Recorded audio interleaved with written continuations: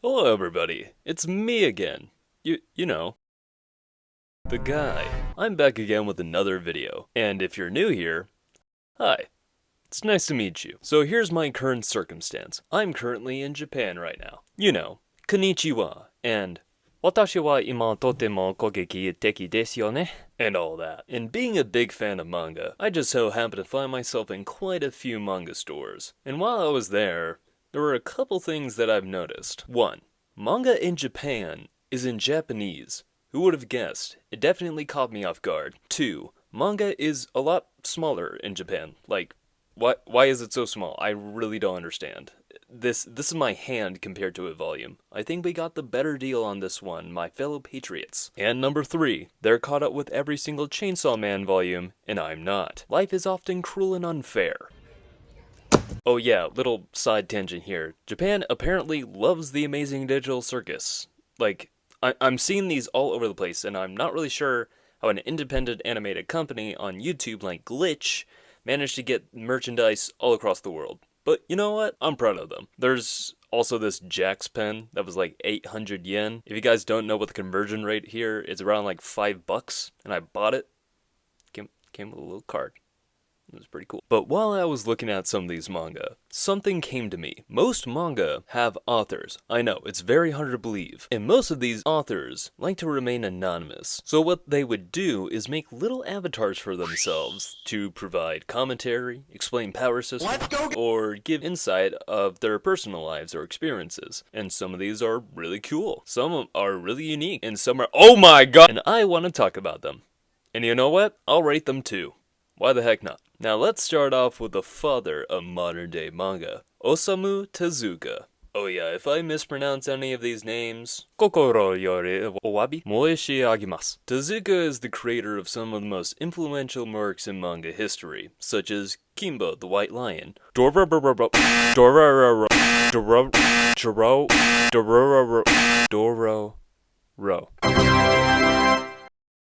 and his most famous, Astro Boy.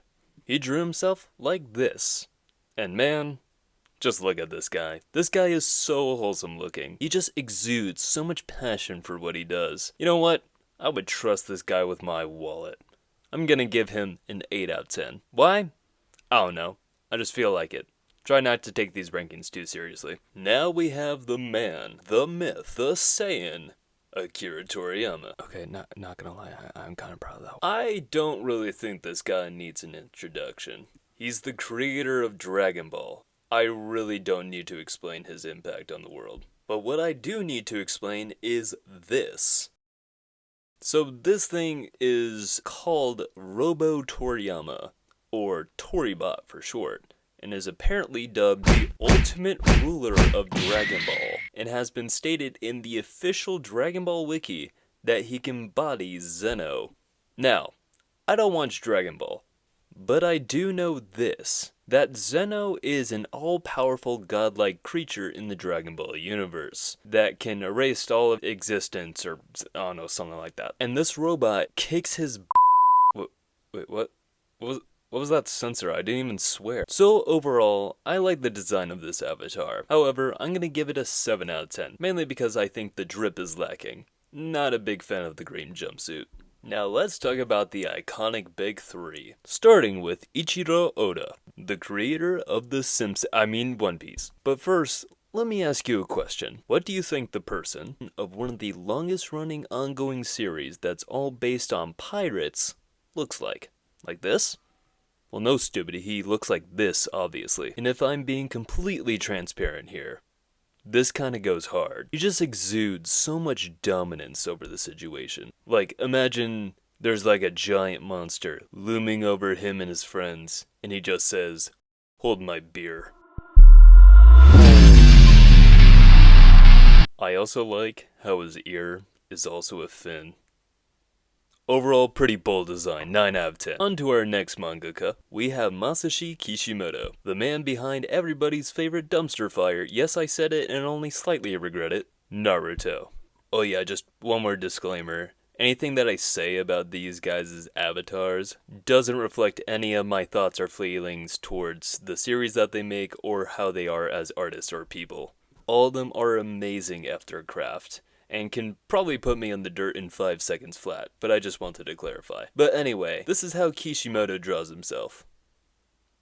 Yeah, okay, I'm just gonna say it. There isn't really anything notable here. I mean, he's just there, man. I guess he has the old Naruto goggles and some kind of like beer can or something. But overall, it's not too interesting to me. It's gonna be 5 out of 10. To round off the big three, we have Taite, God I hope I said that right, Kubo, the creator of Bleach. Now, funny story. Before I wrote the script for this video, heck, before I even did research on this video, I knew I wanted to add Kubo to the list. But before I knew what his avatar was, I made a little note to myself on the back of a used Band-Aid wrapper that reads, "Say I need to bleach my eyes if ugly." Thank God I don't have to commit cringe because he looks like this.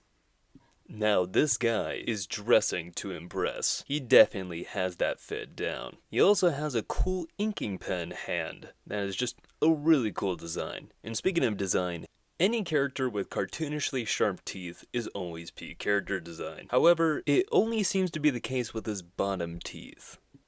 Not really sure how he eats with that. But I digress. I would say that Kubo is a strong 7 out of 10, the only drawback being his pink nose.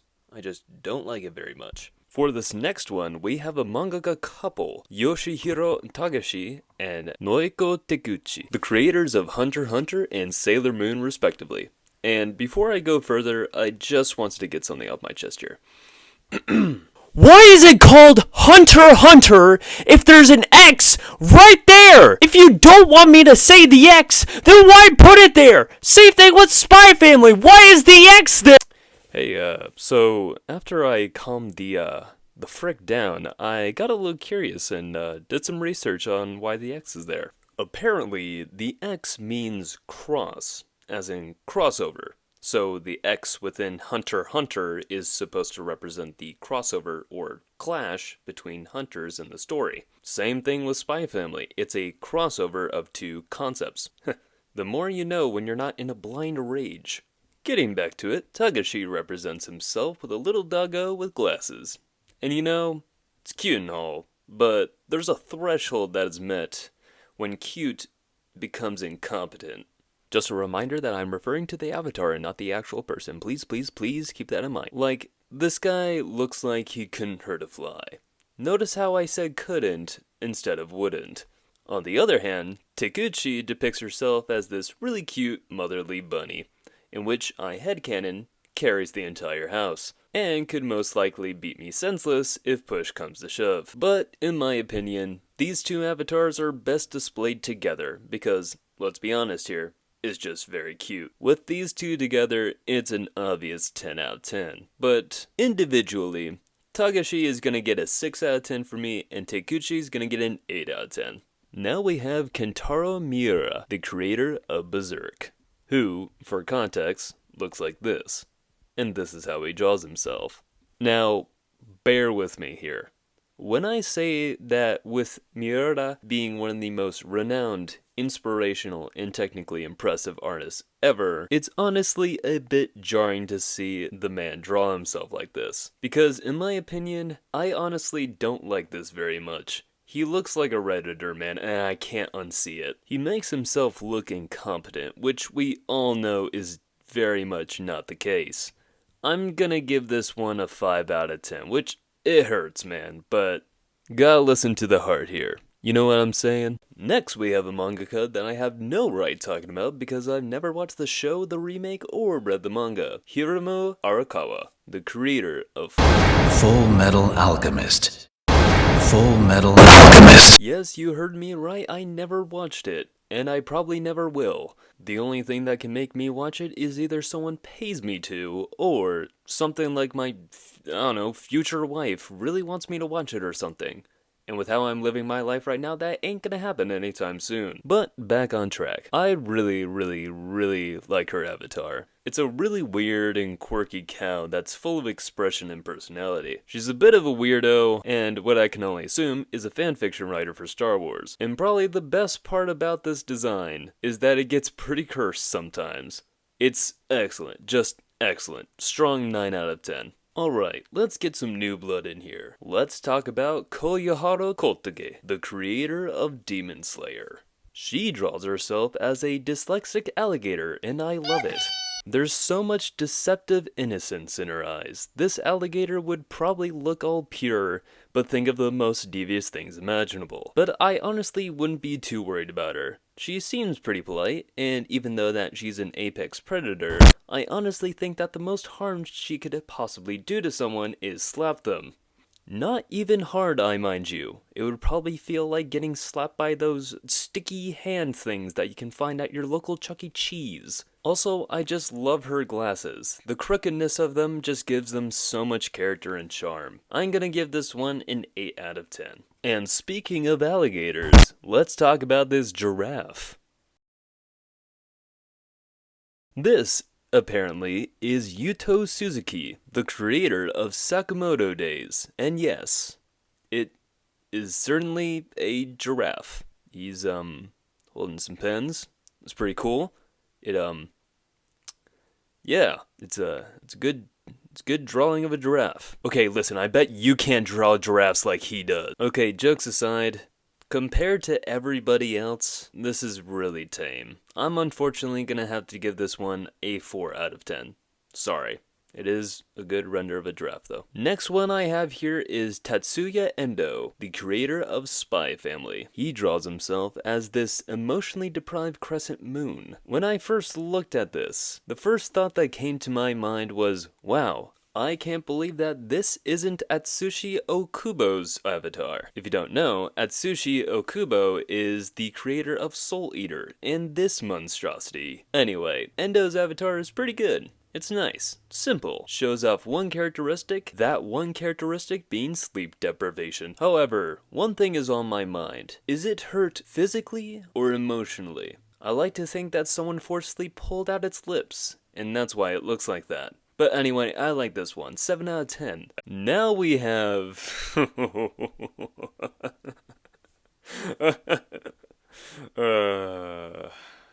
We have Gege Akutami, the creator of Jujutsu Kaisen, and technically the creator of this video because this video is all because of him. He alone is the reason I suffer. Okay, let's get into the nitty-gritty here. This is his avatar, and it's my personal theory that Gege's avatar was designed to be as taunting and as stupid looking as possible, to make fans of a series want to grab him and pop his head like a grape.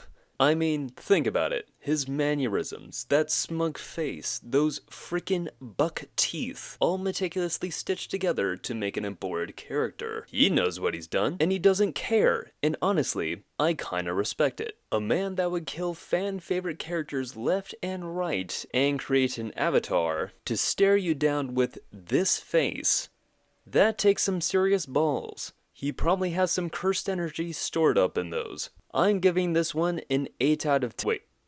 Wait, what's this? Wait, his avatar is just some girl in a costume? Okay, never mind, this is a 12 out of 10. Now we have one of my personal favorites, Tatsuki Fujimoto, the creator of Chainsaw Man. Please don't refire punch, you will never be the same. I would say that Fujimoto's kind of like the anti-Gege. Yes, he does awful things to his characters, but man, just look at this guy. He's so wholesome looking. He's ready to take on the world, fist in the air and everything. Also, when you're reading Chainsaw Man, and your favorite character dies, and you look at him, and you're all like, oh, okay, just don't do it again, okay? This one's gonna be a 10 out of 10 for me, guys. So, as a common motif that you've probably been noticing, most mangaka avatars are usually weird little dudes that kinda have a personality of their own. And one mangaka that I think does this very well, and to a terrifying degree, is Kohei Horikoshi, the creator of the most loved and hated manga of all time, My Hero Academia. Now, let's take a look at Horikoshi's avatar. Ah! What am I looking at here? It's a hand in a hand with a face on it. I don't know what prompted him to make this thing. It's an utter abomination. And one of the scariest things about it is that it doesn't stop here. As more and more volumes of My Hero Academia come out, we discover more things about its anatomy. It apparently has another hand down there. It has a body. it can split apart and look like this. And as more time went on, we got to see its true nature. That it's some kind of weird, terrifying alien that looks like Among Us! But even with that information, I think that this is still a really creative avatar. The fact that it evolves every single volume is just really, really cool. I'm gonna give this one a 10 out of 10. Okay, I have a question for you. When I say One Punch Man, what comes to mind? You probably think of the first season of the anime, animated by Madhouse Studio. If you thought of the second season, you're kinda weird.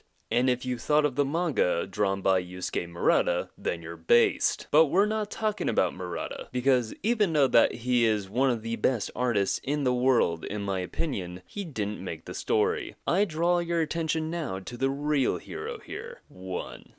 Yep, his name is One, and this is his avatar. Now, a lot of people may look at this and be overwhelmed by the sheer unparalleled majesty that is his face. But once you look at it enough times, you develop the eyes to see the true beauty that this avatar radiates. And if you couldn't already tell, I'm biased as heck, and One Punch Man is my favorite anime of all time. I'm not even going to defend myself here. 12 out of 10, not sorry. Now we have our last mangaka, and as much as I love One Punch Man, I do think that this manga is the pinnacle of storytelling, because we're talking about Kagurabachi, certainly the manga of all time. And let me tell you how unbelievably good this is. When the manga only had 3 chapters out, it already got an anime announcement, and it was displayed in Times Square. It's full of iconic moments that break the internet as well, like the clapping cheeks arc, where the main character, Chihiro, arm wrestled Superman. And who can forget the ultra iconic moment when he was fighting Goku and he said, "It's Kagurabachin time," and then he Kagurabached all over the place. I can't wait until season 18 of the anime comes out, and I can finally see Chihiro versus Thanos and the Powerpuff Girls. Okay, let's take a break from the jokes really quick. The meme is dead anyway. But I will say that Kagurabachi is actually pretty good. You should read it. But we're not talking about Kagurabachi. We're talking about the mastermind behind it, Takeru Hokusano, who looks like this. Okay, I'm just gonna say it. This guy looks stupid. It's kind of amazing. It's so unbelievably in your face. I hate it, but I also like it. Like, the lips. We don't need the lips. We can take out the lips. And the eyebrows. The eyebrows are thicker than a porterhouse steak. I'm giving this one a very confusing 6 out of 10. And that's the video. All these artists are incredible, and I mean incredible. They mean a lot to so many people. So I hope I don't make everybody mad at me with this one. I also just want to say thank you so much for watching, and for all of you that watched my previous video too. It really means a lot to me, and I hope to get better as time goes on. And if you want to watch that previous video I mentioned, click right here. Okay, bye.